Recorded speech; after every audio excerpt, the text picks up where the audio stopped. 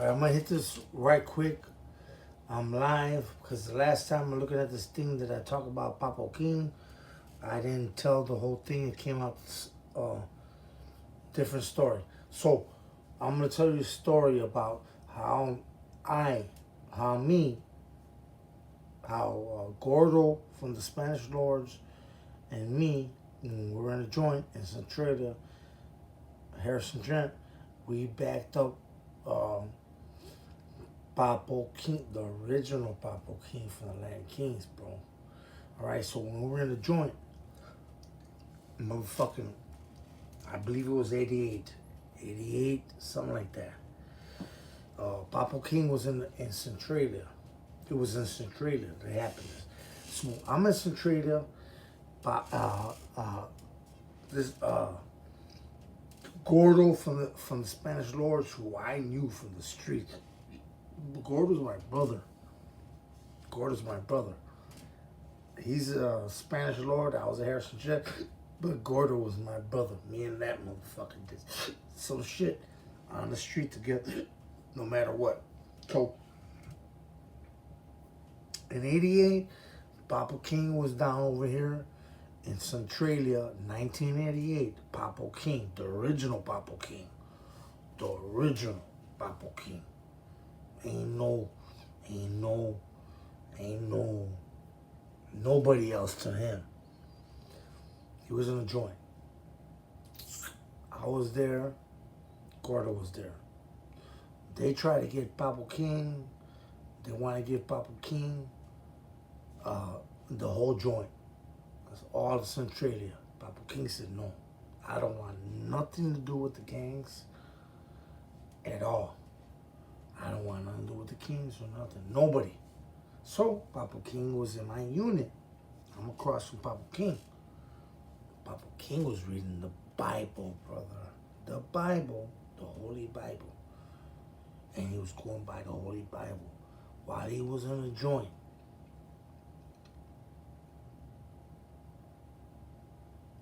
They kept on asking him.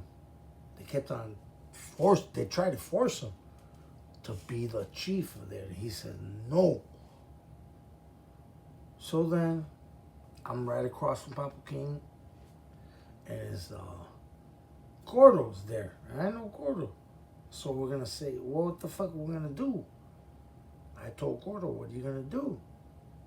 He goes, well, what do you think? I'm like, he ain't got no security.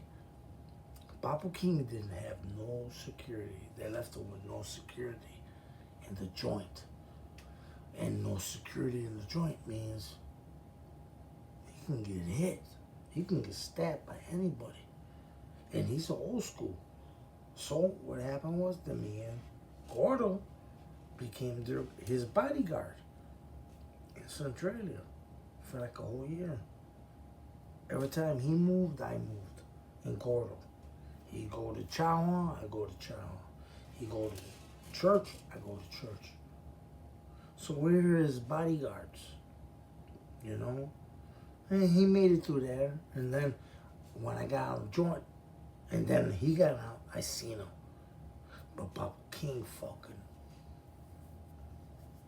he was a gangster. You never, Damon Division. It was a gas station. I used to go over there with him all the time. The last time I seen Papo King, he had a black Cadillac that was like a 1970. It was a badass motherfucker. 4-door, all black. And he had a gangster hat over it. Not a hat. The coat. And a motherfucking 6-pump.